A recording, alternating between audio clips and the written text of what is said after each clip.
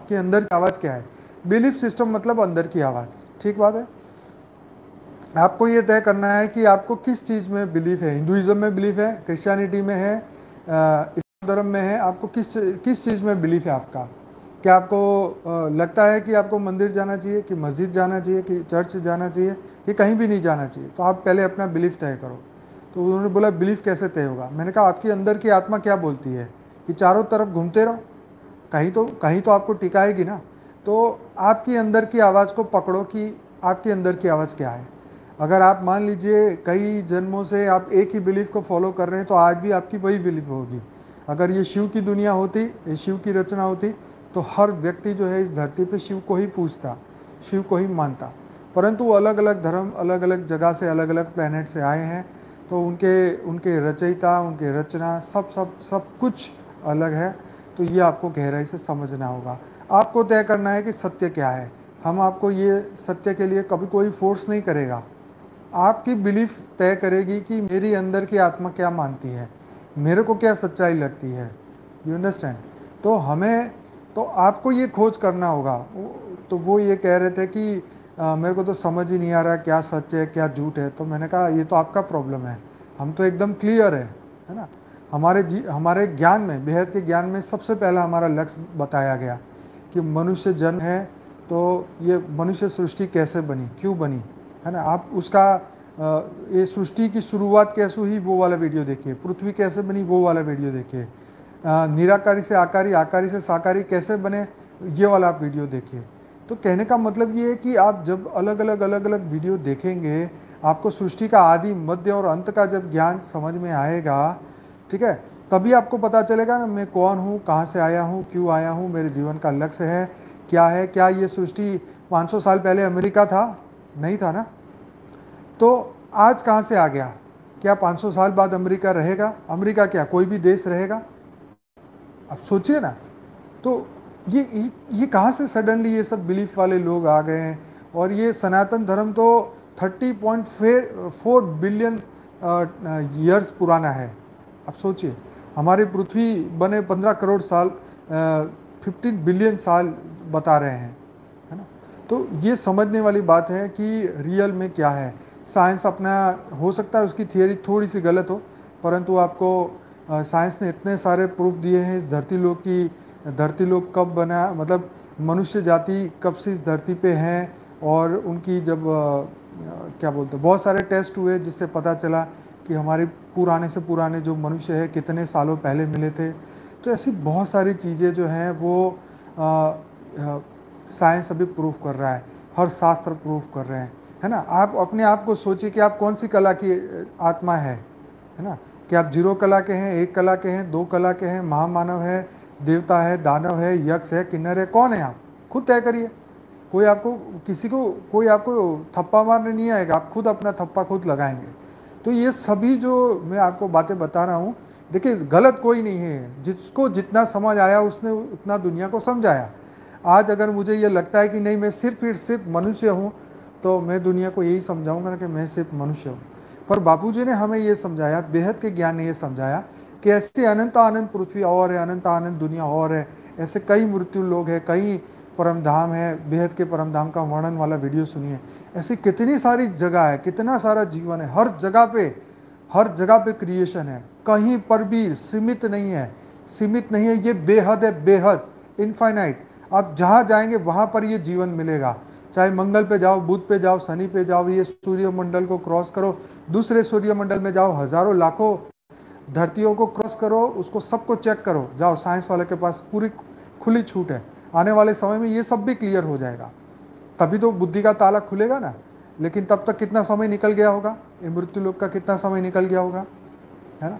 तो सबको सुनने के बाद अपने अंदर झांको कि मैं कौन हूँ, मेरे जीवन का लक्ष्य क्या है। बेहद के ज्ञान के अंदर हमें स्व परिवर्तन सिखाया है। मतलब हम जो साकारी है, पहले हम थे आकारी, आकारी से पहले थे निराकारी। तो जो हम बेहद की कला के परम धाम से जो हम आए हैं, हमारे अंदर अरबों खरबों सूर्य की शक्तियाँ हमारी आत्मा के अंदर है, पर वो पावर जो है वो धीरे धीरे कम होती गई और धीरे धीरे हम 5 तत्वों के शरीर में फंस गए।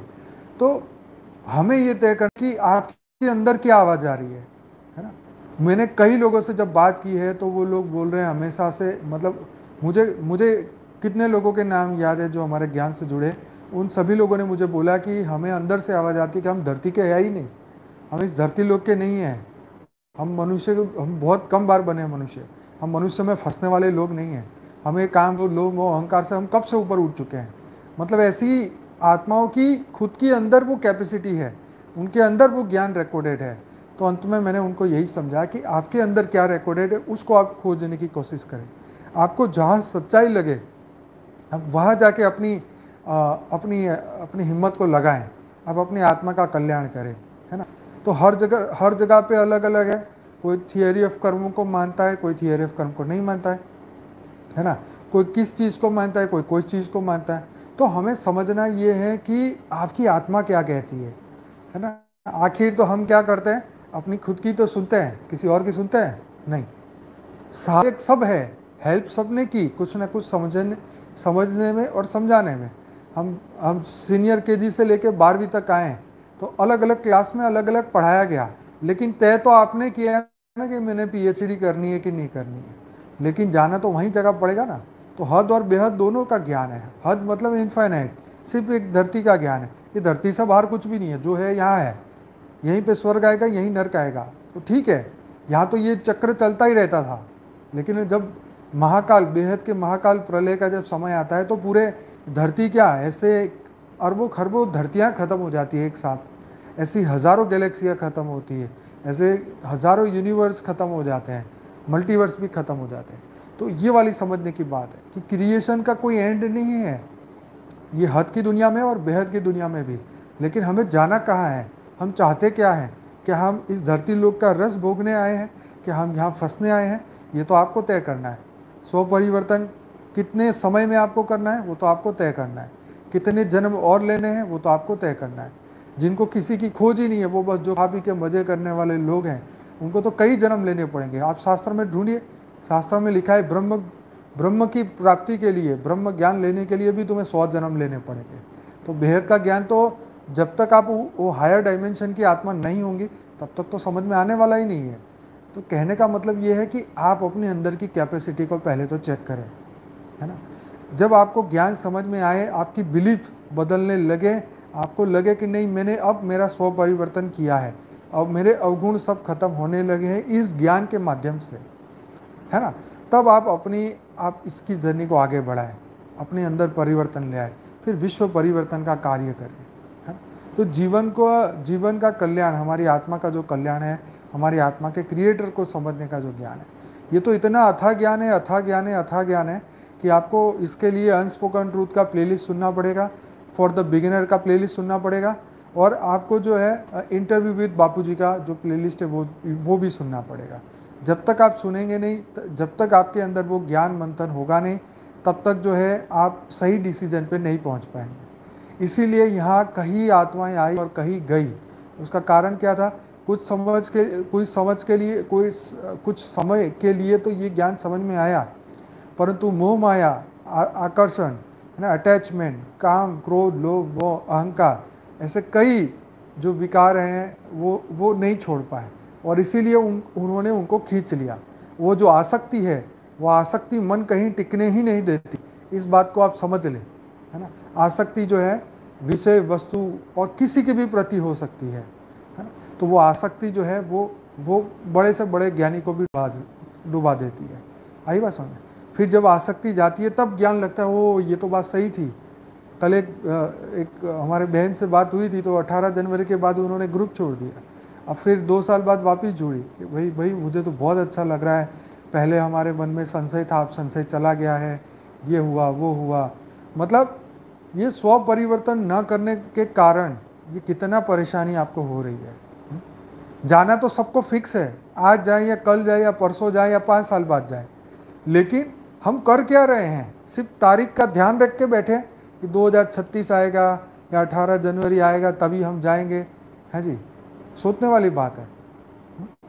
तो हमें तारीख का इंतज़ार नहीं करना, समय का इंतज़ार नहीं करना, खुद को तैयार करना है।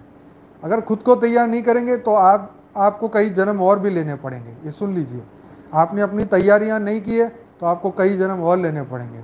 बापूजी तो बोलते हैं कि बेहद की आत्मा 108 तैयार हो जाएगी उस दिन, और उस समय 1 मिनट भी एक्स्ट्रा नहीं लगेगा, है ना। तो इस बात को आप समझें। अगर आप वो क्वालिटी की आत्मा है तो आप अपने ऊपर फोकस करिए। अगर आप वो क्वालिटी की आत्मा नहीं है तो फिर आपको और पुरुषार्थ करना होगा, और मेहनत करनी होगी, अपने आप को परम प्रकाश और परम लाइट से भरना होगा, अपने आप को जागृत करना होगा, है ना। तो आपको नई जन्म लेने, ये तो सत्य है, लेकिन उसके लिए आपको क्या करना होगा। आप स्वर्ग का सुख भी भोगना चाहते हैं, अपना नाम भी चाहते हैं, अपना पहचान भी चाहते हैं कि मेरे मरने के बाद भी मुझे सब याद करे, तो फिर तो यहीं फिर आओगे ना। वो तो सब भी आपको याद करेंगे, आपकी आरती उतारेंगे मंदिर में, फिर ऊपर से बैठ के क्या करोगे।